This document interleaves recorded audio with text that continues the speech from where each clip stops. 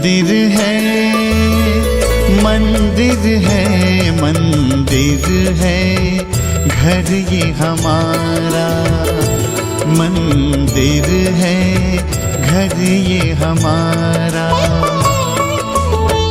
उतना ही पावन, उतना ही सुंदर, उतना ही पावन, उतना ही सुंदर, उतना ही प्यारा प्यारा। मंदिर है घर ये हमारा। मंदिर है घर ये हमारा।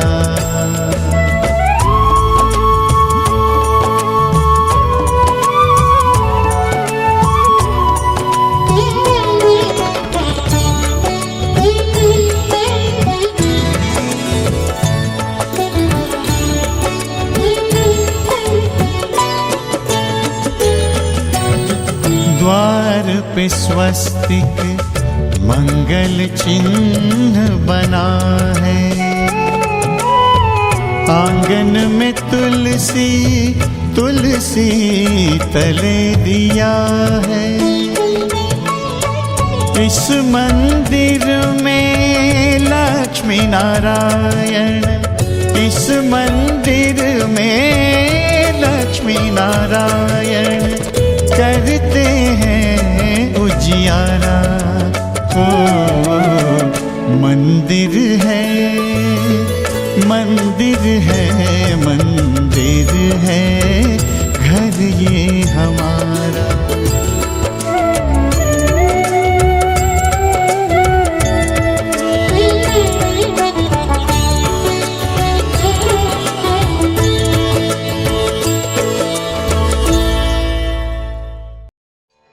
बोलो श्री सत्यनारायण भगवान की जय।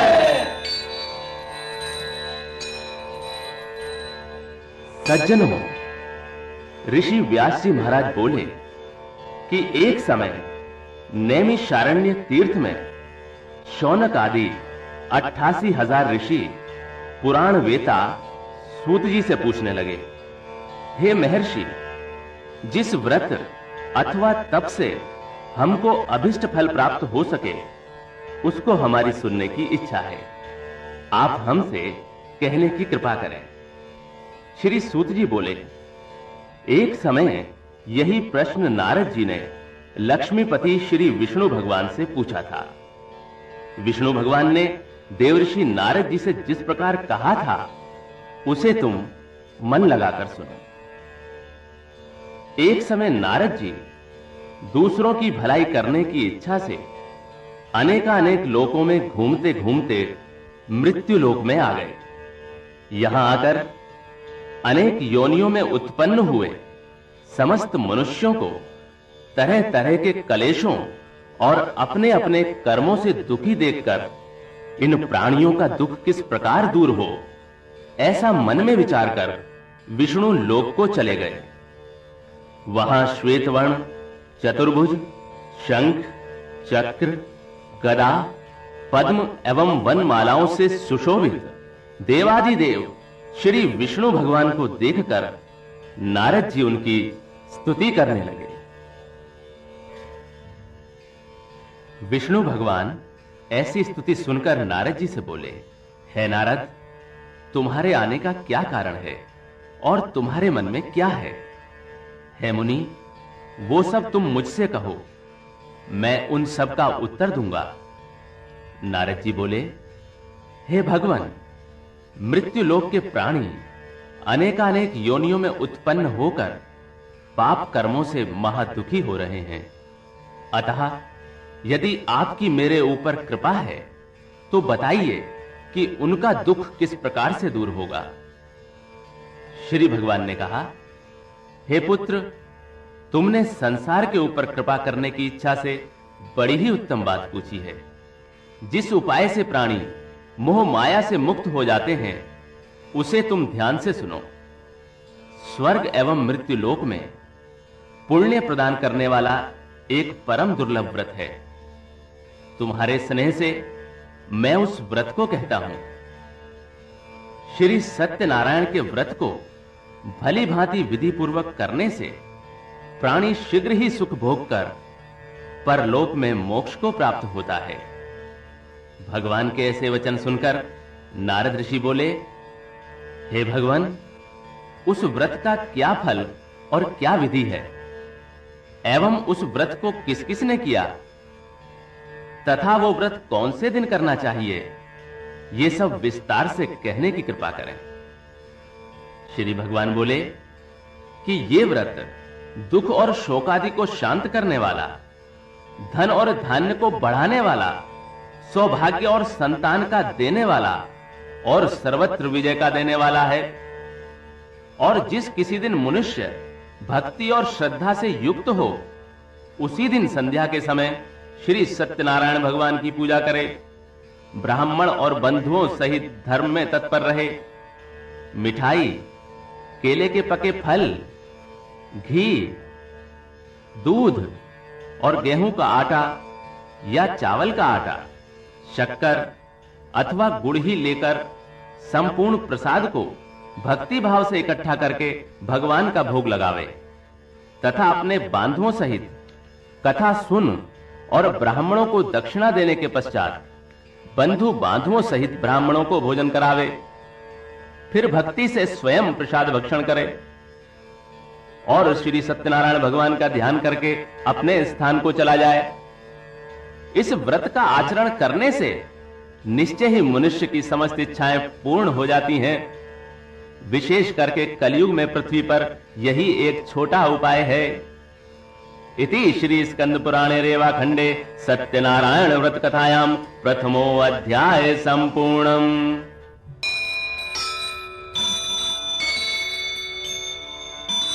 बोलो श्री सत्यनारायण भगवान की जय।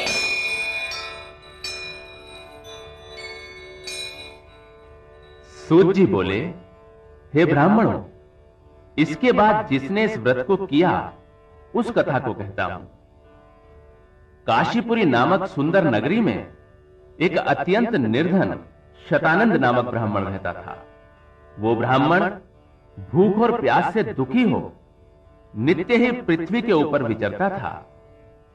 ब्राह्मणों से अधिक स्नेह करने वाले भगवान उस ब्राह्मण को दुखी देखकर स्वयं वृद्ध ब्राह्मण का रूप धरकर अति आदर पूर्वक उससे पूछने लगे, हे ब्राह्मण, तुम पृथ्वी पर अत्यंत दुखी हो नित्य क्यों फिरते हो? हे विप्रवर, वो समस्त कारण मेरी सुनने की इच्छा है। ब्राह्मण बोला, मैं अत्यंत निर्धन ब्राह्मण हूं, भिक्षा के लिए इस धरती पर घूम रहा हूं। हे प्रभु, यदि मेरी इस निर्धनता को दूर करने का कोई उपाय आप जानते हो तो कृपा कर मुझसे कहो। वृद्ध वेशधारी ब्राह्मण बोला कि भगवान श्री सत्यनारायण इच्छित मनोरथों के सिद्ध करने वाले हैं। हे ब्राह्मण, तुम उन्हीं का पूजन और व्रत करो। जिस उत्तम व्रत के करने से मनुष्य समस्त दुखों से मुक्त हो जाते हैं, उस संपूर्ण व्रत की विधि विधान पूर्वक बतलाकर वेशधारी ब्राह्मण श्री सत्यनारायण भगवान वहीं अंतर ध्यान हो गए। व्रत ब्राह्मण ने जो मुझसे कहा है उस व्रत को मैं करूंगा, ऐसा विचार करते हुए उस ब्राह्मण को सारी रात नींद नहीं आई और प्रातःकाल उठकर वो ब्राह्मण सत्यनारायण का व्रत करूंगा ऐसा संकल्प करके भिक्षा मांगने के लिए चल दिया। उस दिन शतानंद को बहुत से धन की प्राप्ति हो गई और उसने उस धन से बंधु बांधुओं सहित श्री सत्यनारायण का व्रत किया। इस व्रत के प्रभाव से वो समस्त दुखों से मुक्त होकर संपूर्ण संपत्तियों से संपन्न हो गया। उसी समय से वो हर महीने व्रत करने लगा। इस प्रकार श्री सत्यनारायण के इस उत्तम व्रत को करके वो ब्राह्मणों में सर्वश्रेष्ठ विप्र शतानंद समस्त पापों से मुक्त होकर मोक्ष को प्राप्त हुआ। श्री सत्यनारायण के इस व्रत को पृथ्वी पर जब भी कोई करता है, उसी समय उस मनुष्य के अनेक दुख नाश हो जाते हैं। इस प्रकार यह वृतांत श्री नारायण ने नारद जी से कहा। हे ब्राह्मणों, मैंने ये व्रत तुम्हें कह सुनाया, अब और क्या वर्णन करूं? ये सुनकर ऋषि बोले, उस विप्र से सुनकर है मुनि, इस व्रत को पृथ्वी पर किसने किया, वो सब हमारी सुनने की इच्छा है। श्री सूत जी ने कहा, फिर जिसने इस व्रत को भूमि पर किया था, सब लोग उसकी कथा सुनो। एक दिन वही शतानंद ब्राह्मण अपनी शक्ति के अनुसार अपने बंधु बांधुओं सहित व्रत करने को तैयार हुआ। इतने ही में एक लकड़हारा लकड़ी लेकर वहां उपस्थित हुआ। लकड़ियों को बाहर रखकर लकड़हारा विप्र के घर में गया। भूख से पीड़ित होने पर भी उसने विप्र शतानंद को वहीं व्रत करते देखा। विप्र को प्रणाम करने के पश्चात वो वहीं बैठकर भगवान का भजन और कीर्तन सुनने लगा। कीर्तन के पश्चात लकड़हारा शतानंद से बोला, हे विप्र, आप ये क्या कर रहे हैं और इसके करने से किस फल की प्राप्ति होती है? श्रीमन, वो सब विस्तार से मुझसे कहो। विप्र शतानंद बोला कि ये श्री सत्यनारायण भगवान का व्रत समस्त इच्छित कामनाओं का देने वाला है। इसी के प्रभाव से मेरे यहां सब धन धान्य की वृद्धि हुई है।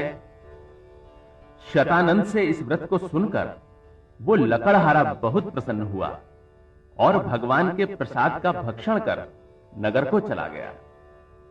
तब लकड़हारा मन में ऐसा विचार करने लगा कि आज गांव में लकड़ियों को बेचने से जो धन प्राप्त होगा, उसी से श्री सत्यनारायण भगवान का उत्तम व्रत करूंगा। ऐसा विचार करके और लकड़ियों को सिर पर रखकर वो एक ऐसे सुंदर नगर में गया जहां अत्यंत धनी लोग रहते थे। उस दिन उसे लकड़ियों का दुगना मूल्य प्राप्त हुआ। तब लकड़हारा प्रसन्न होकर केले की पकी फलियां, शक्कर, घी, दूध और गेहूं का आटा सबको सवाया इकट्ठा करके अपने घर को गया। फिर बंधुओं के साथ विधि पूर्वक उसने व्रत को किया। इस व्रत के प्रभाव से वो लकड़हारा धन और पुत्र से संपन्न होकर इस लोक में सुख भोग कर अंत में वैकुंठ को प्राप्त हुआ। इति श्री स्कंद पुराणे रेवाखंडे सत्यनारायण व्रत कथायाम द्वितीयो अध्याय संपूर्णम। बोलो श्री सत्यनारायण भगवान की जय।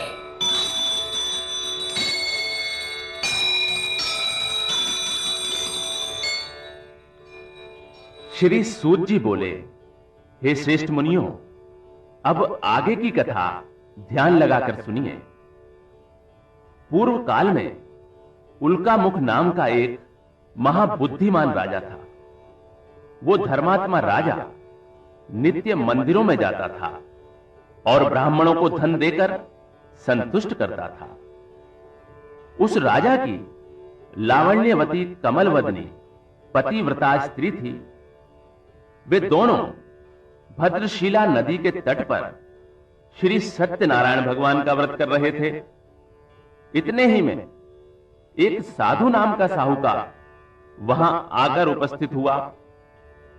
वो साहूकार व्यापार करने के लिए बहुत सा धन और परिवार सहित नाव को नदी के तट पर ठहराकर राजा के पास पहुंचा और राजा को व्रत करते देख बड़ी ही नम्रता से पूछने लगा, हे राजन, भक्ति युक्त होकर ये आप क्या कर रहे हैं? ये सब मेरे सामने प्रकट करने की कृपा करें। मेरी इसे सुनने की बड़ी इच्छा है। राजा बोला, हे सज्जन वैश्य, मैं अतुल तेजस्वी विष्णु भगवान का पूजन कर रहा हूं और स्वजनों सहित पुत्रादि की कामना से उन्हीं का व्रत भी कर रहा हूं। राजा के वचन को सुन वैश्य ने आदर सहित कहा, हे राजन, इस व्रत का समस्त वृतांत मुझसे कहो। मैं भी आपका कहना करूंगा। हमारे भी संतान नहीं है और इस व्रत के करने से निश्चय ही होवेगी ऐसा मुझे विश्वास है। उल्कामुख राजा ने श्री सत्यनारायण के व्रत का समस्त विधान साहूकार से कह सुनाया। व्यापार से फुर्सत पाकर प्रसन्न हो साहूकार अपने घर को गया और संतान के देने वाले उस उत्तम व्रत को अपनी स्त्री से कहा और कहा, जब मेरे संतान हो जाएगी तब मैं भी इस व्रत को करूंगा। इस प्रकार वैश्य साहूकार ने अपनी स्त्री लीलावती से संपूर्ण व्रत का महात्म्य कह सुनाया। एक दिन उसकी पतिव्रता स्त्री लीलावती सांसारिक धर्म में तत्पर हुई और श्री सत्यनारायण भगवान की कृपा से गर्भवती हो गई। 10वें महीने में उसने एक रत्न रूपी श्रेष्ठ कन्या को जन्म दिया और शुक्ल पक्ष के चंद्रमा की तरह वो कन्या दिन प्रतिदिन बढ़ने लगी। चंद्रमा की कला के समान बढ़ने के कारण ही उस कन्या का नाम कलावती रखा गया। तब एक दिन लीलावती अपने पति से मधुर वचन कहने लगी, हे स्वामी, आप जिस व्रत के करने का पहले संकल्प कर चुके हैं उसे क्यों नहीं करते? साहूकार बोला, हे प्यारी, मैं निश्चय ही कन्या के विवाह के समय श्री सत्यनारायण का यह व्रत करूंगा। इस प्रकार स्त्री को समझाकर नगर में व्यापार करने के लिए चला गया। तब वो कलावती नाम की कन्या पिता के घर में वृद्धि को प्राप्त होने लगी। तब एक दिन उस धर्मात्मा वैश्य ने नगर के बीच कन्या को सखियों के संग विवाह के योग्य देखकर उसका विवाह कर देने का विचार किया और स्त्री से सलाह करके शीघ्र ही दूत को रवाना किया। कन्या हेतु श्रेष्ठ वर ढूंढने के लिए वो दूत कंचनपुर नगर जा पहुंचा तथा वहीं से एक सुंदर वेश्य के पुत्र को ले आया। सुंदर और गुणवान वेश्य के पुत्र को देखकर और संतुष्ट होकर अपने बंधु बांधुओं सहित विधि विधान से उस वेश्य ने अपनी कन्या कलावती का विवाह उसके साथ कर दिया। किंतु दुर्भाग्यवश उस उत्तम व्रत को वो विवाह के समय करना भूल गया। इससे श्री सत्यनारायण भगवान उससे रुष्ट हो गए। इसके कुछ दिनों बाद वही वेश्य साहूकार जामाता सहित व्यापार करने के लिए समुद्र के निकट रत्नसारपुर नगरी में गया और वहीं पर जामाता सहित व्यापार करने लगा। जब वो दोनों चंद्रकेतु राजा के रमणीक नगर में गए तो उसी समय श्री सत्यनारायण भगवान ने इसे झूठा देखकर इसको श्राप दिया कि इसे महाघोर कठिन दुख होगा। एक दिन राजा का धन लेकर चोर वहां ही आए जहां पर दोनों वेश्य ठहरे हुए थे। चोर अपने पीछे पीछे दौड़ते हुए राजदूतों को देखकर और चित्त में भयभीत होकर इस धन को वहीं छोड़कर गायब हो गए। तब वे दूत वहां उन सज्जन वेश्यों के निकट आए और राजा के चुराए हुए धन को देखकर वेश्य पुत्रों को बांध ले गए तथा प्रसन्नता से राजा के समीप जाकर कहने लगे, प्रभु, हम दोनों चोरों को पकड़ लाए हैं, देखकर आज्ञा दीजिए। राजा की आज्ञा पाकर दोनों वेश्यों को मजबूत बंधन में बांधकर बिना विचारे हुए डाल दिया गया। श्री सत्यनारायण की माया से किसी ने उनका कहना नहीं सुना और राजा चंद्रकेतु ने उनका समस्त धन हरण कर लिया। उसी शाप से साहूकार की स्त्री लीलावती आधी व्याधि और भूख प्यास से अत्यंत दुखी होकर अन्न की चिंता में व्याकुल हुई घर घर फिरने लगी। कलावती भी नित्य घर में भिक्षा मांगती फिरने लगी। एक दिन वो कन्या क्षुधा से व्याकुल होकर ब्राह्मण के घर पहुंची और वहां श्री सत्यनारायण का व्रत होते देख उसने वहीं बैठकर कथा सुनी तथा श्री सत्यनारायण का प्रसाद भक्षण कर रात्रि में घर गई तो उसकी माता कलावती से प्रेम सहित पूछने लगी कि हे पुत्री, इतनी रात्रि तक तू कहां थी और तेरे मन में क्या है? तब कलावती कन्या तुरंत माता से कहने लगी, हे माता, मैंने ब्राह्मण के घर सब मनोरथ सिद्ध करने वाला एक व्रत देखा है। कन्या के ऐसे वचन सुनकर साहूकार की स्त्री प्रसन्न होकर कन्या कलावती के साथ श्री सत्यनारायण भगवान से प्रार्थना करने लगी। प्रार्थना के बाद लीलावती ने बंधु बांधवों सहित श्री सत्यनारायण भगवान का व्रत किया और यह वर मांगा कि मेरे पति और जामाता शीघ्र ही घर लौट आवें। इस व्रत के करने से सत्यनारायण भगवान फिर संतुष्ट हो गए और श्री सत्यनारायण भगवान ने चंद्रकेतु राजा को स्वप्न में दर्शन दिए और कहा, हे राजन, बंदी गृह में उपस्थित दोनों वेश्यों को भोर होते ही छोड़ दो और जो कुछ तुमने उनका धन लिया है वो भी तुरंत इन्हें दे दो, नहीं तो मैं राज्य, धन और पुत्र सहित तेरा नाश कर डालूंगा। इस प्रकार भगवान राजा से कहकर अंतर्ध्यान हो गए। अगले दिन प्रभात होते ही राजा ने स्वजनों सहित सभा के बीच बैठकर लोगों से अपना स्वप्न कहा और आज्ञा दी कि बंधन में पड़े दोनों महाजन पुत्रों को तुरंत छोड़ दिया जाए। राजा के ऐसे वचन सुनकर राजपुरुष दोनों वेश्यों को बंधन से मुक्त कर नम्रता पूर्वक राजा के आगे लाकर कहने लगे, राजन, हम दोनों वेश्य पुत्रों को कठोर बंधन से मुक्त करके ले आए हैं।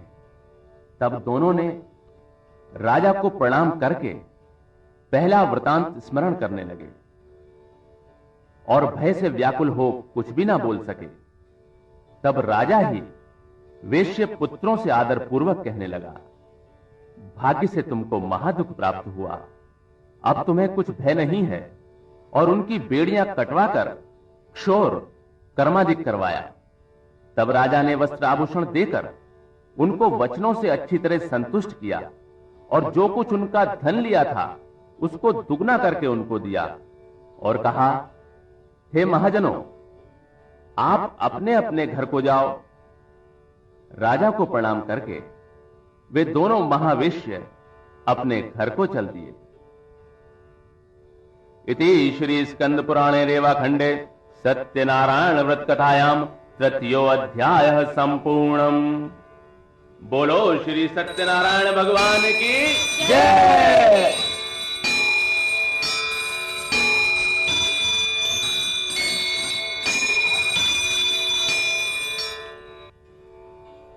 श्री सूत जी बोले, साहूकार ने मंगल विधान पूर्वक यात्रा प्रारंभ की और ब्राह्मणों को धन देकर अपने नगर को प्रस्थान किया। कुछ दूर पहुंचने पर दंडी वेशधारी सत्यनारायण प्रभु ने उस साहूकार से आकर पूछा कि हे साहूकार, तेरी नाव में क्या भरा है? तब मदोन्मत्त साहूकार हंसते हुए बोला, मेरी नाव में तो लता पत्रादि अर्थात घास फूस ही भरी है। उसके ऐसे कठोर वचन सुनकर भगवान बोले, तेरा वचन सत्य हो और जैसा कहता है वैसा ही हो। ऐसा कहकर दंडी रूपधारी भगवान तुरंत उसके पास से चले गए और कुछ दूर जाकर समुद्र के किनारे पेड़ के नीचे बैठ गए। दंडी वेशधारी भगवान के चले जाने पर साहूकार संध्या आदि क्रिया करके आया और नाव को ऊंची उठी देख अत्यंत विस्मय करने लगा। लता और पत्ते देख वो मूर्छित होकर वहीं गिर पड़ा और जब उसे चेत हुआ तब अत्यंत चिंता करने लगा। तब उसके जामाते ने कहा, आप शोक आदि क्यों करते हो? दंडी ने आपको श्राप दिया है, इससे उन्हीं की शरण में चलने से मनोरथ सिद्ध होगा। साहूकार जामाता की ऐसी बात सुनकर तुरंत ही दंडी भगवान के निकट आया और दंडी भगवान को देख भक्ति भाव से चरणों में गिरकर आदर सहित कहने लगा, आपके सम्मुख असत्य कहकर जो अपराध मैंने किया है सो उसे है प्रभु क्षमा करो। इस तरह बारंबार प्रणाम करके वो शोकाकुल होने लगा। उसको विलाप करते देखकर दंडी स्वामी ने कहा, मेरी पूजा से विमुख साहूकार, रो मत, मेरी बात सुन। मेरी अवहेलना से ही तुझे बारंबार दुख प्राप्त हुआ है। भगवान के ये वचन सुनकर वो साहूकार भगवान की स्तुति करने लगा। साहूकार के ऐसे भक्ति युक्त वचन सुन श्री सत्यनारायण भगवान प्रसन्न हो गए और मनोवांछित वरदान देकर भगवान तत्काल वहीं अंतर्ध्यान हो गए। साहूकार ज्यों ही नाव के निकट पहुंचा और उसने धन से भरपूर उसको देखा तो सोचने लगा, श्री सत्यनारायण जी की कृपा से भी मेरा मनोरथ सिद्ध हुआ है। फिर वो अपने साथियों एवं संगियों सहित श्री सत्यनारायण जी का पूजन कर अपने नगर रत्नपुरी की ओर चला। नगर के निकट पहुंचकर साहूकार ने दूत को अपने घर भेजा। वो दूत नगर में जाकर साहूकार की स्त्री के सम्मुख हाथ जोड़कर नमस्कार कर कहने लगा, सेठ जी जामाता और बांधव सहित बहुत सा धन लेकर नगर के निकट आ गए हैं। दूत के मुख से ऐसे वचन सुनकर साहूकार की स्त्री अत्यंत प्रसन्न हुई और सत्यनारायण की पूजा से निवृत्त हो अपनी कन्या से बोली, हे पुत्री, मैं स्वामी के दर्शन को जा रही हूं और तू भी कार्य पूर्ण करके शीघ्र आ जाना। माता के ऐसे वचन सुनकर व्रत की समाप्ति के बाद और प्रसाद को त्याग कर कलावती भी पति के दर्शन करने को चली गई। इस प्रकार प्रसाद की अवज्ञा के कारण श्री सत्यनारायण भगवान रुष्ट हो गए तथा उन्होंने कलावती के पति को नाव सहित डुबो दिया। तब कलावती अपने पति को ना देखकर महाशोक से रुदन करती हुई भूमि के ऊपर गिर पड़ी। इस तरह डूबी हुई नाव और कन्या को महादुखी देखकर साहूकार अत्यंत भयभीत होकर कहने लगा, ना जाने कौन से देवता के प्रकोप से नाव हरण हो गई है। या तो नाव को सत्यनारायण ने हर लिया या मैं ही सत्यनारायण की महामाया से भूल रहा हूं। मैं धन और वैभव के अनुसार सत्यनारायण की पूजा करूंगा, ऐसा कहकर वो बारंबार पृथ्वी के ऊपर दंड के समान गिरकर सत्यनारायण को प्रणाम करने लगा। तब दीन जनों के पालन करने वाले श्री सत्यनारायण भगवान प्रसन्न हो गए और आकाशवाणी हुई, हे साहूकार, तेरी कन्या मेरे प्रसाद का परित्याग कर अपने पति को देखने चली आई। इसी से तेरी कन्या का पति अदृश्य हो गया है। यदि वो घर जाकर प्रसाद का भक्षण कर फिर लौट कर आए तो तेरी कन्या को पति प्राप्त हो जाएगा, इसमें संदेह नहीं है। कन्या आकाश से ऐसे वचन सुनकर तुरंत घर जाकर प्रसाद भक्षण करके फिर जब लौट कर आई तो उसने अपने पति को कुशल देखा। इस पर कलावती कन्या अपने पिता से बोली, हे पिताजी, अब घर को चलो, विलंब क्यों करते हो। कन्या के ऐसे वचन सुनकर साहूकार ने प्रसन्न होकर श्री सत्यनारायण का पूजन विधि विधान से किया। उस दिन से वो साहूकार हर पूर्णिमा तथा संक्रांति को श्री सत्यनारायण भगवान का पूजन नियम पूर्वक करने लगा, जिसके कारण वो इस लोक में सुख भोग कर अंत समय श्री सत्यनारायण भगवान के बैकुंठ धाम को चला गया। इति श्री स्कंद पुराणे रेवाखंडे सत्यनारायण व्रत कथायाम चतुर्थो अध्याय संपूर्णम। बोलो श्री सत्यनारायण भगवान की जय। श्री सूत जी बोले, हे मुनीश्वरों, इसके आगे की कथा बड़े ही ध्यान से सुनने की है। प्रजा के पालन पोषण में लीन तुंगध्वज नाम का एक राजा था। उसने श्री सत्यनारायण के प्रसाद को त्याग कर घोर दुख पाया। एक समय वो राजा शिकार के दौरान बहुत से पशुओं को मारकर बरगद के पेड़ के नीचे गया तो उसने देखा कि उससे थोड़ी ही दूरी पर संतोष और भक्ति भाव से भरपूर बांधुओं सहित गोप ग्वाले श्री सत्यनारायण भगवान का पूजन कर रहे हैं। उस समय वो अपने अहंकार के वशीभूत होकर ना वहां गया और ना ही उसने प्रणाम किया। जब ग्वालों ने श्री सत्यनारायण के प्रसाद को राजा के सामने रखा तो राजा ने प्रसाद का परित्याग कर अपने घर को चला। इससे उसने अत्यंत ही कष्ट पाया। राजा के 100 पुत्र, धन धान्यादिक जो कुछ भी था वो सभी नष्ट हो गया। तब राजा ने निश्चय किया कि वो ये सब श्री सत्यनारायण का ही किया हुआ है। इस कारण मैं वहां ही जाऊंगा जहां सत्यनारायण का पूजन हो रहा है। मन में ऐसा विचार करके वो राजा ग्वालों के समीप आया। वहां उसने भक्ति और श्रद्धा से ग्वालों के साथ श्री सत्यनारायण का विधि सहित पूजन किया। तत्काल ही वो राजा श्री सत्यनारायण की कृपा से फिर से धन और पुत्रों से संपन्न होकर नाना प्रकार के सुख भोग कर अंत समय वैकुंठ को प्राप्त हुआ। जो नर नारी परम दुर्लभ इस सत्यनारायण के व्रत को करते हैं और भक्ति के साथ तत्काल फलदायिनी इस पवित्र कथा को सुनते हैं, उनको सत्यनारायण की कृपा से धन एवं धान्य आदि की प्राप्ति होती है। निर्धन को व्रत करने तथा कथा सुनने से धन की अवश्य प्राप्ति होती है और बंधन में बंधे हुए प्राणी बंधन से मुक्त होते हैं। भयभीत पुरुष भय से छूट जाते हैं, इसमें संदेह नहीं है। व्रतकर्ता और श्रोता संसार में मनवांछित सुखों को भोग कर मृत्यु के समय स्वर्ग को चला जाता है। हे ब्राह्मणों, मैंने तुमसे ये श्री सत्यनारायण का व्रत वर्णन किया, जिस व्रत के करने से मनुष्य समस्त दुखों से छूट जाते हैं। सत्यनारायण की पूजा कलयुग में विशेष फलदायिनी है।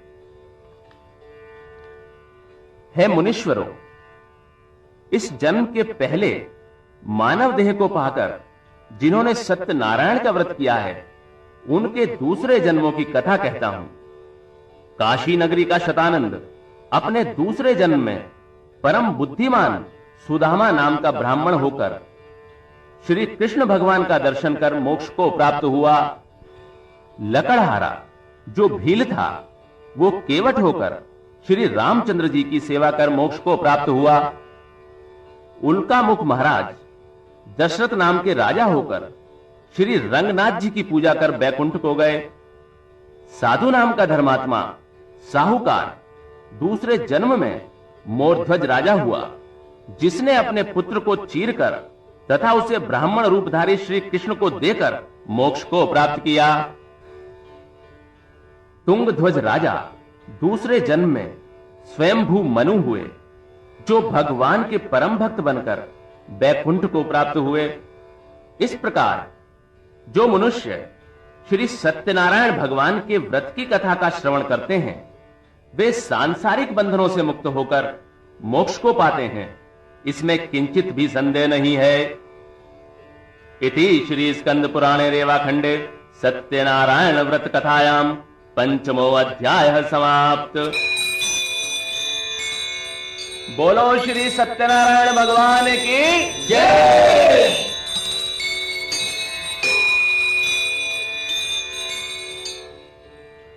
ओम अग्निर्देवता वातो देवता सूर्यो देवता चंद्रमा देवता वस्वो देवता रुद्रा देवता आदित्यो देवता मरुतो देवता विश्वदेवः देवता बृहस्पतिर्देवतेन्द्रो देवता वरुणो देवता। ओम द्यो शांतिरंतरिक्ष शांति पृथ्वी शांतिरावः शांतिरोषधयः शांति वनस्पत्यः शांति विश्वदेवः शांति ब्रह्म शांति सर्वंग शांति शांतिरेव शांति सामा शांतिरेधि। ओम शांति शांति शांति। बोलो श्री सत्यनारायण भगवान की जय। बोलो श्री सत्यनारायण भगवान की जय। बोलो श्री सत्यनारायण भगवान की जय। झुकाए मस्तक वंदना हम कर रहे नाथ करुणा रूप करुणा आपकी सब पर रहे नाथ करुणा रूप करुणा आपकी सब पर यज्ञ रूप प्रभो हमारे भाव उज्ज्वल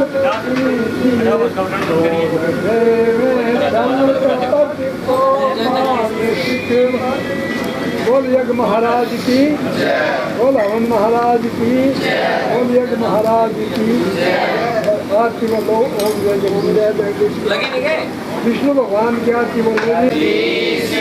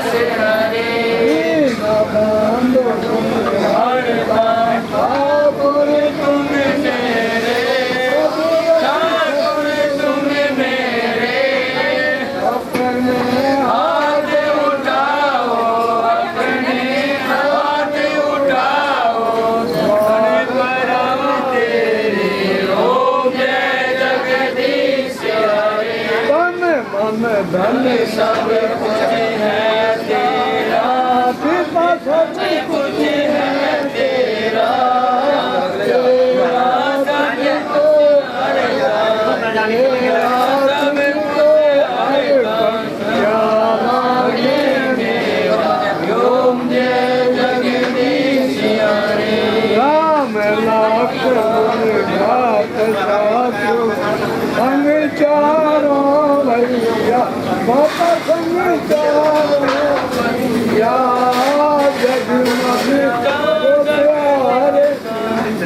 मार्गे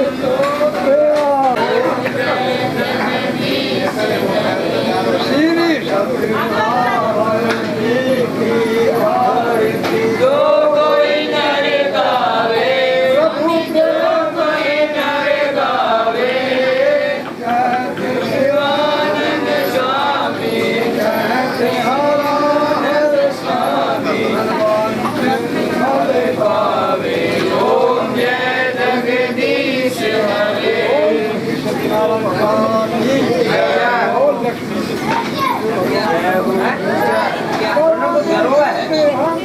कितना दो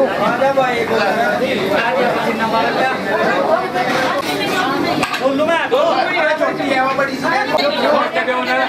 हमारी बुआ छोटी है तुम बीच दे दे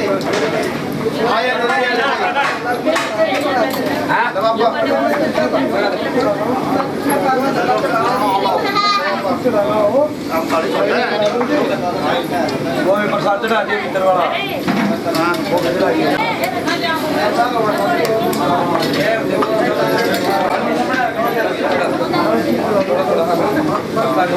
सब्जी होती तो बड़ी बड़ी सब्जी अच्छा अच्छा फिर मड़ी एक थाली में करवा लो दोनों। हाँ हाँ करवा ले जो चीज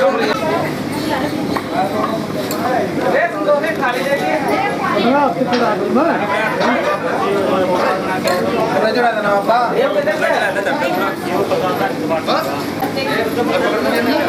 वांगे ये प्रसाद चलेगा प्रसाद।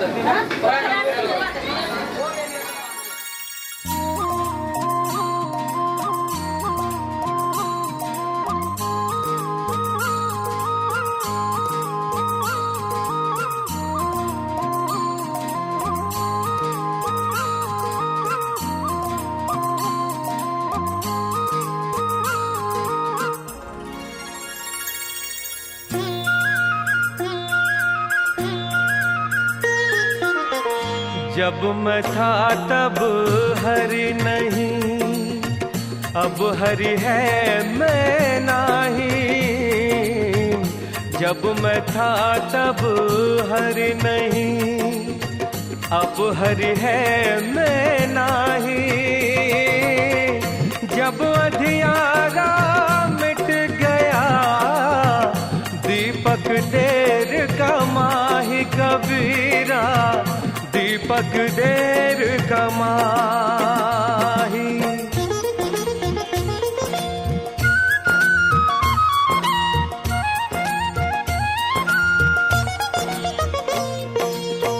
नहाए धोए क्या हुआ, जो मन मैल न जाए। नहाए धोए क्या हुआ, जो मन मैल न जाए। मीन सदा जल में रहे, धोए बास न जाए रे भैया, धोए बास न जाए।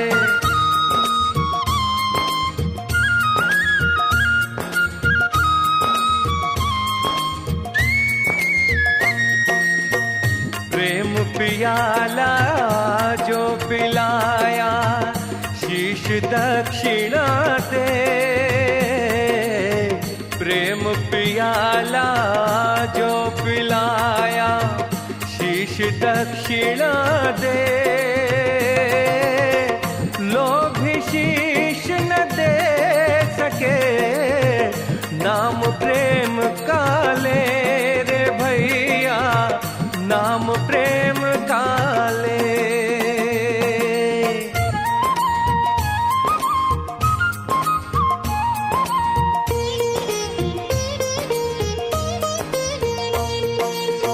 प्रेम भाव एक चाहिए, भेष अनेक बताए।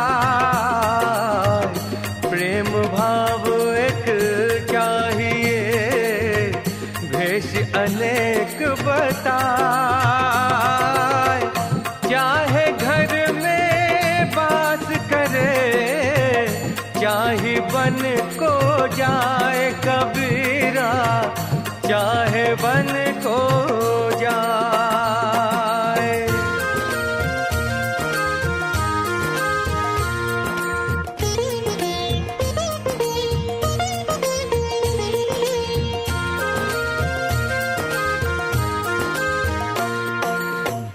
फल कारण सेवा करे, करे न मन से काम। फल कारण सेवा करे, करे न मन से काम। कहे कबीर सेवक नहीं, चाहे चौगुना दाम रे भैया, चाहे चौगुना दाम।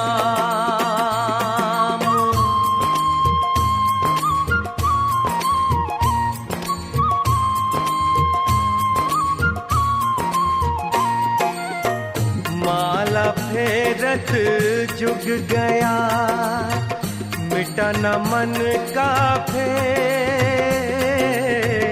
माला फेरत जुग गया, मिटा न मन का फेर। कर का मन का डार दे, मन का फेर रे भैया, मन का फेर।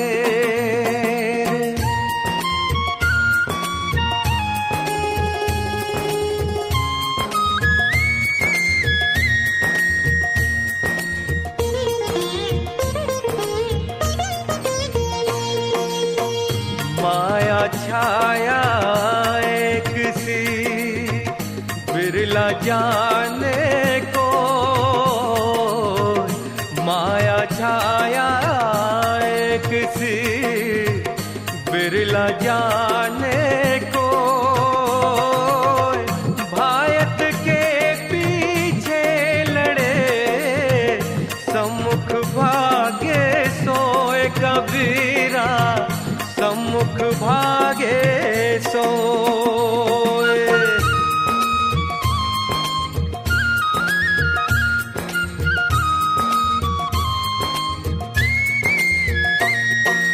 मन बिना कुछ और ही, तन साधुन के संग। मन बिना कुछ और ही, तन साधुन के संग। कहे कबीर कारीगरी, कैसे लागे रंग कबीरा, कैसे लागे रंग।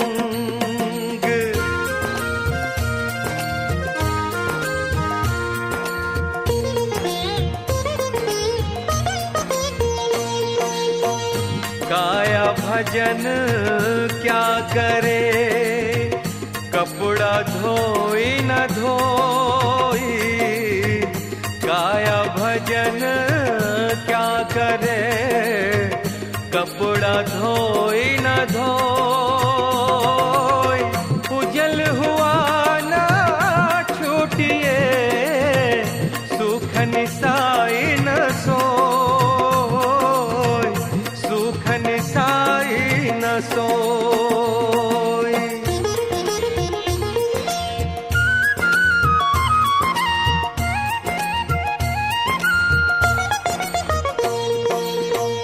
कागद के रो नाव दी, पानी के रागंग। कागद के रो नाव दी, पानी के रागंग।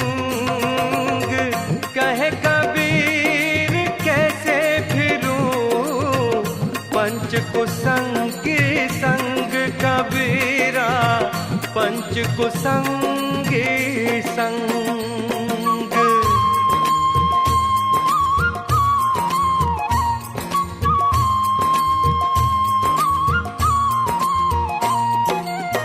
कबीर सोई पीर है, जो जाने पर पीर। कबीर सोई पीर है, जो जाने पर पीर। जो पर पीर न जानही, सो का पीर में पीर भैया, सो का पीर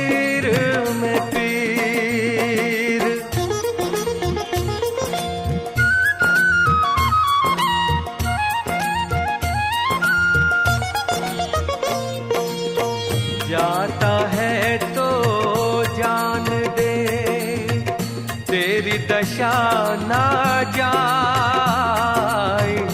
जाता है तो जान दे, तेरी दशा ना जाए। खेवटिया की नाव जो चढ़े मिलेंगे आई, चढ़े मिलेंगे आई।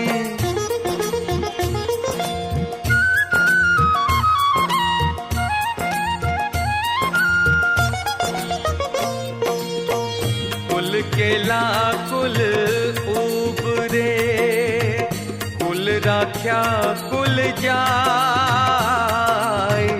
कुल केला कुल उबरे, कुल राख्या कुल जाय। राम ने कुल कुल भेट ले, सब कुल रहया समाय भैया, सब कुल रहया समाय।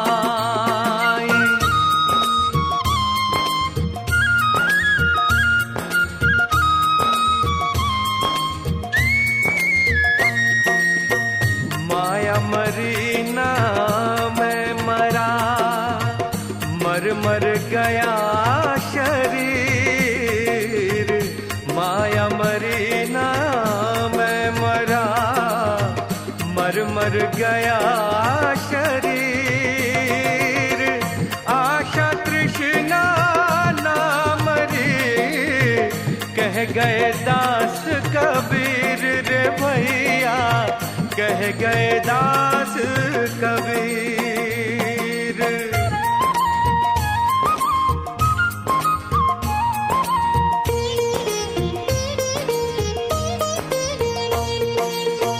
कबीर सूता क्या करे, जागिन जपे मुरारी। कबीर सूता क्या करे, जागिन जपे मुरारी। एक दिना भी सोवना, लंबे पाँव पसारी दे भैया, लंबे पाँव पसारी।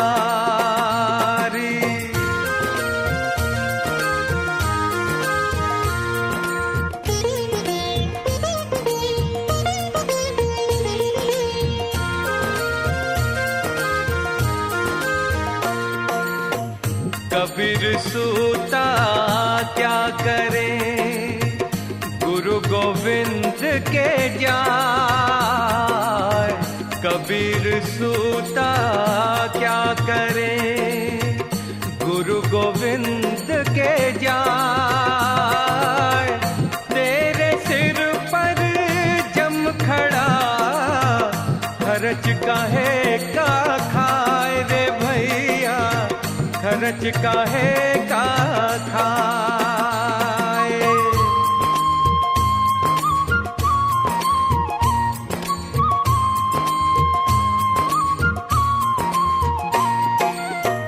तन को जोगी सब करे, मन को बिरला को।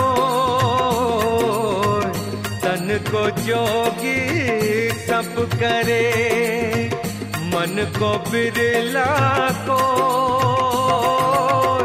सहजे सब विधि पाइए, जो मन जोगी हो रे भैया, जो मन जोगी हो।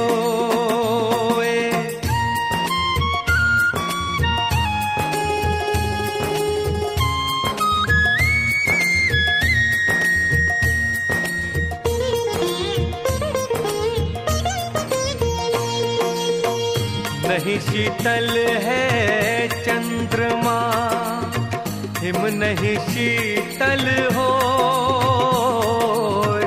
नहीं शीतल है चंद्रमा, हिम नहीं शीतल हो। कबीरा शीतल संत जन, नाम सने ही होए कबीरा, नाम सने ही होए।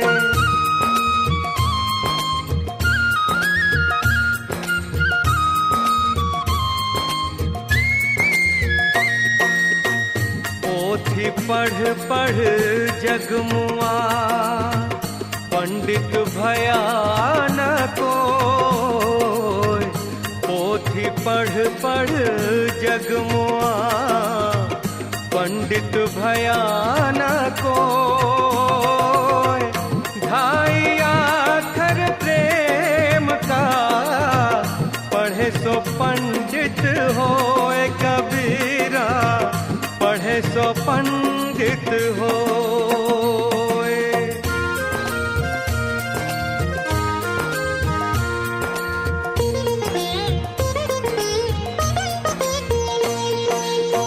शीलवंत सबसे बड़ा, सब रत्नन की खान। शीलवंत सबसे बड़ा, सब रत्नन की खान। तीन लोक की संपदा, रही शील में आन कबीरा, रही शील में आन।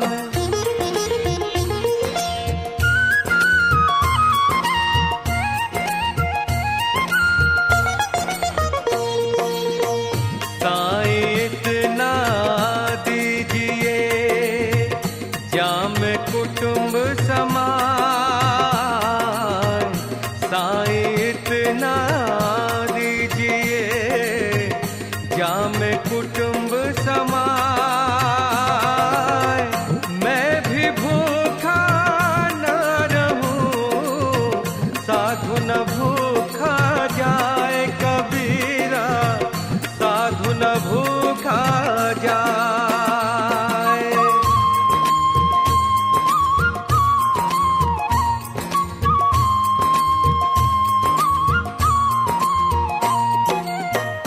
माखी गुड़ में गड़ी रहे, पंख रहे लिपटाए। माखी गुड़ में गड़ी रहे, पंख रहे लिपटाए। हाथ मले और सिर धुने, लालच बुरी बलाए कबीरा, लालच बुरी बलाए।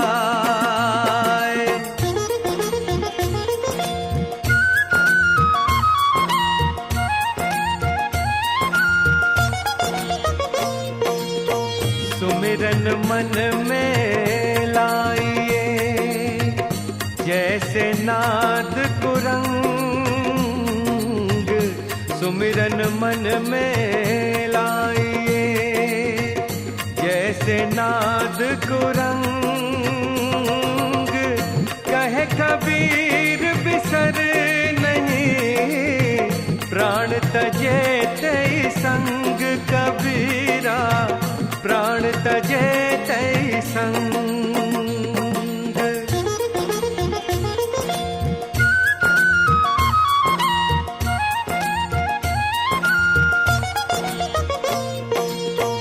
सुमिरन सुरत लगाए कर, मुख से कछु न बोल। सुमिरन सुरत लगाए कर, मुख से कछु न बोल। बाहर का पट बंद कर, अंदर का पट खोल रे भैया, अंदर का पट खोल।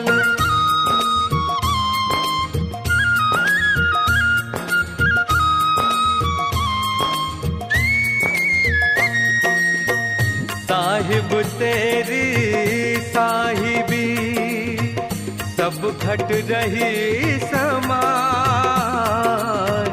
साहिब तेरी साहिबी, सब सब घट रही समाय।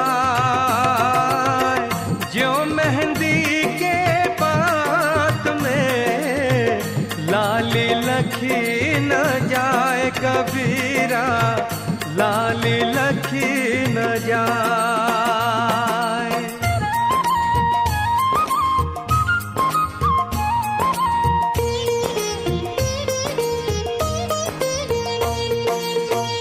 संत पुरुष की आरती संतों की ही देह, संत पुरुष की आरती संतों की ही देह। लखा जो चाहे अलख को उन्हीं में लख जे दे, उन्हीं में लख जे दे।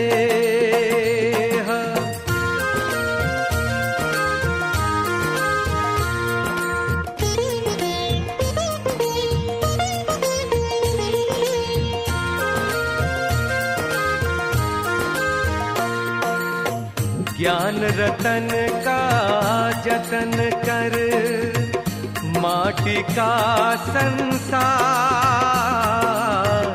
ज्ञान रतन का जतन कर माटी का संसार। हाय कबीरा फिर गया फीका है संसार, कबीरा फीका है संसार।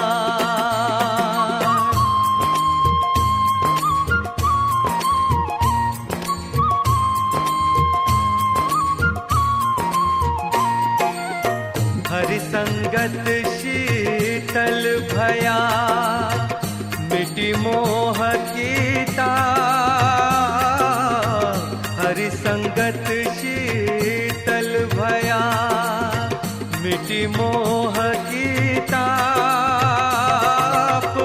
निशिबासर सुख निधि लहा आन के प्रगटा आप कबीरा, आन के प्रगटा आप।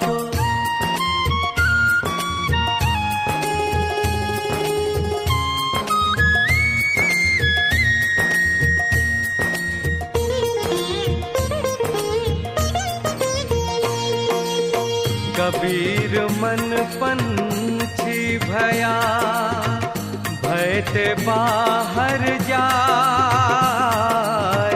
कबीर मन पंछी भया भय ते बाहर जाए। जो जैसी संगति करे सो तैसा फल पाए रे भैया, सो तैसा फल पाए।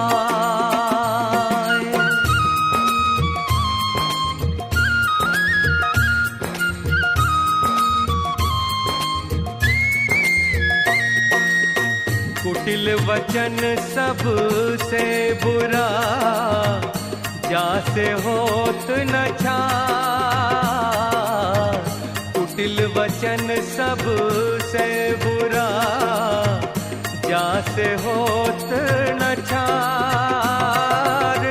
साधु वचन जल रूप है बरसे अमृत धार भैया, बरसे अमृत धार।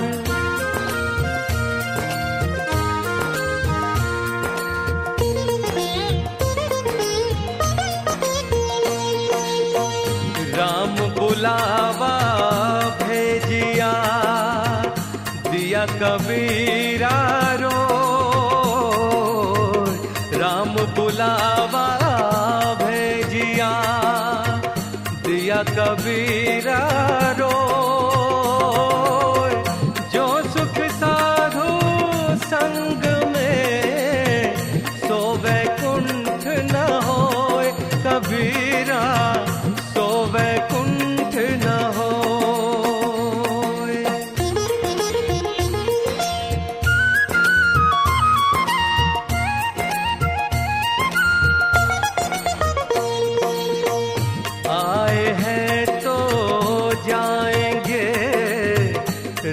राजा रंग फकीर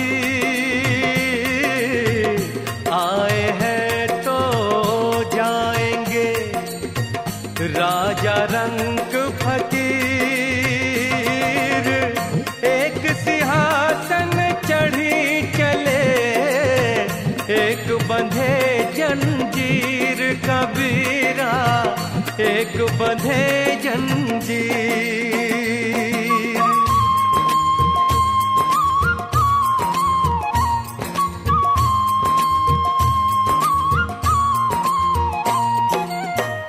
ऊंचे कुल का जन्मिया करनी ऊंच न हो,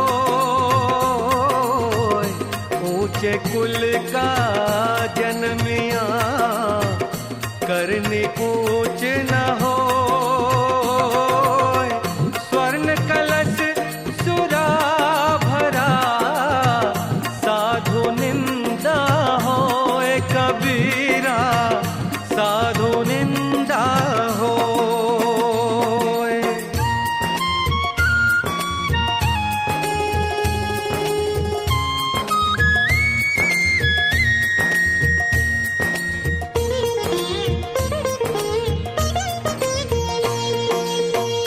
रात गवाई सोए के, दिवस गवाया खाए, रात गवाई सोए के, दिवस गवाया खाए। हीरा जन्म अमोल सा थोड़ी बदले जाए कबीरा, थोड़ी बदले जाए।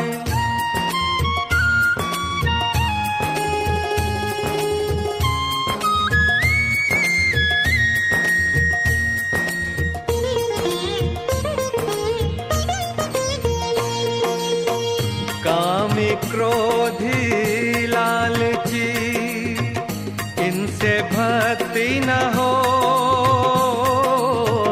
कामी क्रोधी लालची इनसे भक्ति न हो।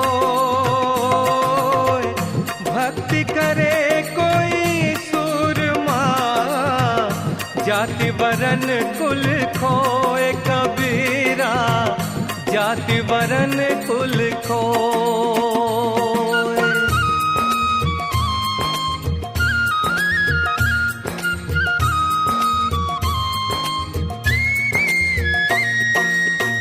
कागा का को धन हरे, कोयल का को देत, कागा का को धन हरे, कोयल का को देत। मीठे शब्द सुनाए के जग अपनो कर लेत कबीरा, जग अपनो कर लेत।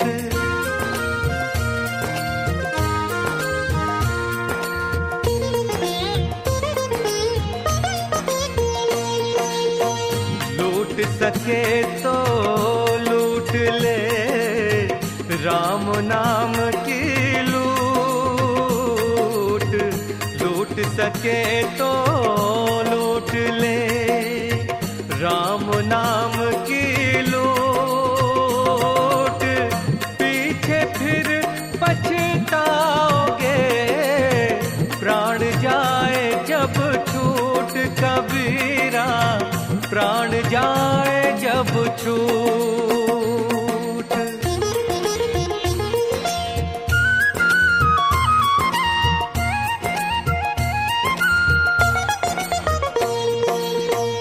लकड़ी जल कोयला भई, कोयला जल भयो राख, लकड़ी जल कोयला भई, कोयला जल भयो राख। मैं पापिन ऐसी जली, कोयला भई न राख कबीरा, कोयला भई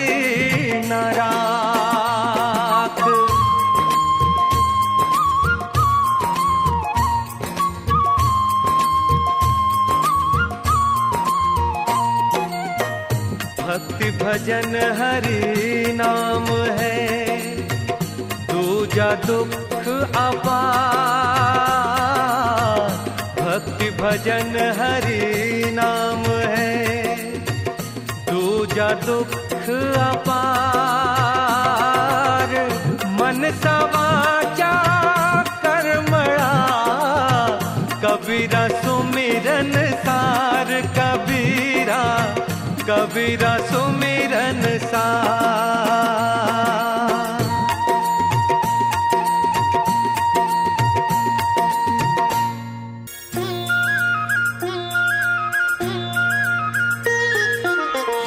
गुरु गोविंद दो खड़े काके लागो पाए। गुरु गोविंद दो खड़े काके लागो पाए। बलिहारी गुरु आपने गोविंद दियो बताए। कबीरा गोविंद दियो बताए।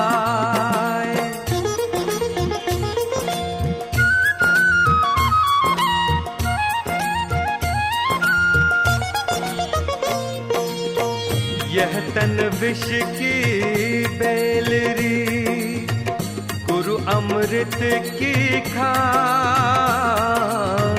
यह तन विष की बेलरी गुरु अमृत की खान।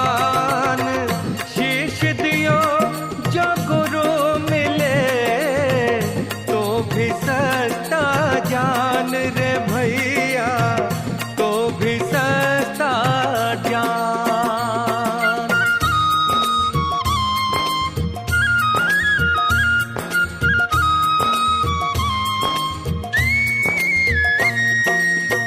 सब धरती कागज करूं, लेखनी सब वन राय। सब धरती कागज करूं, लेखन सब वन राय। सात समुद्र की मसी करूं, गुरु गुण लिखा न जाए। कबीरा गुरु गुण लिखा न जाए।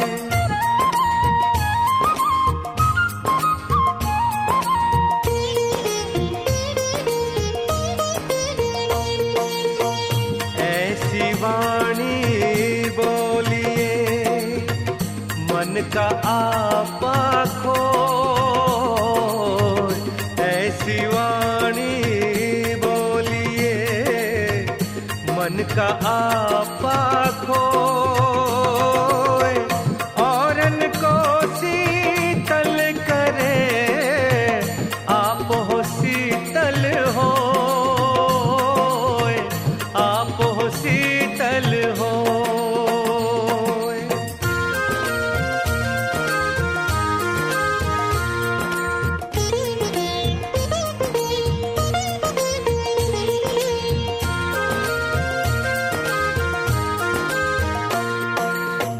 बड़ा हुआ तो क्या हुआ, जैसे पेड़ खजूर।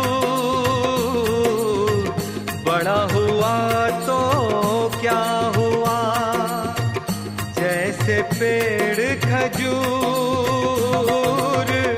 पंथी को छाया नहीं, फल लागे अति दूर भैया, फल लागे अति दूर।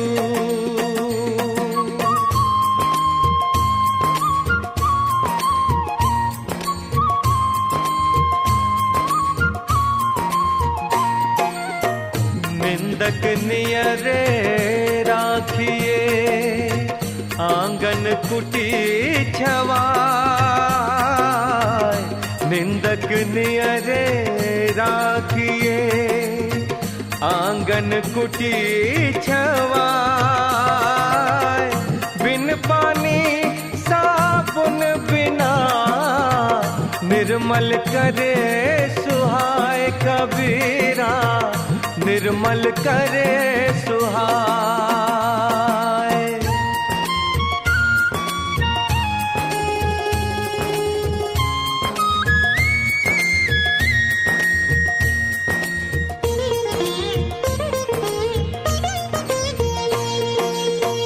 बुरा जो देखन मैं चला, बुरा न मिलिया कोई। बुरा जो देखन मैं चला, बुरा न मिलिया कोई। जो दिल खो जा अपना, मुझसे बुरा न कोई कबीरा, मुझसे बुरा न कोई।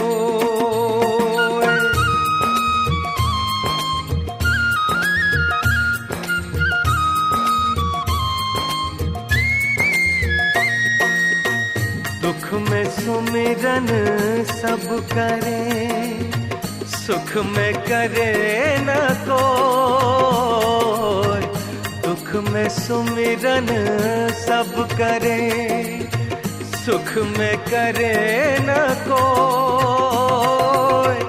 जो सुख में सुमिरन करे, तो दुख काहे होए कबीरा, तो दुख काहे होए।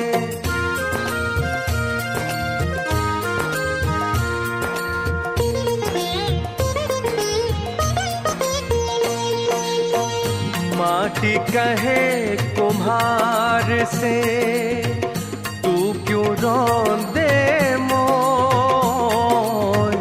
माटी कहे कुम्हार से, तू क्यों रोंदे मोय। एक दिन ऐसा आएगा, मैं रोंदूंगी तो रे भैया, मैं रोंदूंगी तो।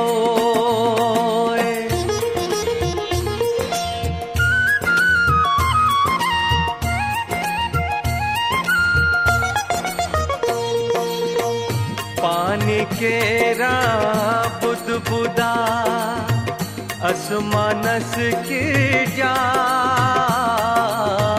पानी केरा बुदबुदा, असमानस की जात।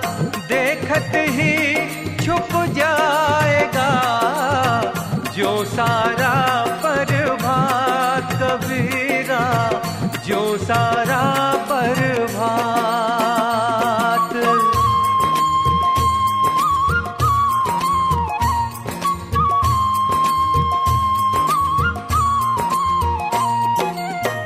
चलती चक्की देख कर दिया कबीरा रोए। चलती चक्की देख कर दिया कबीरा रोए। दो पाटन के बीच में साबुत बचाना कोई कबीरा, साबुत बचाना कोई।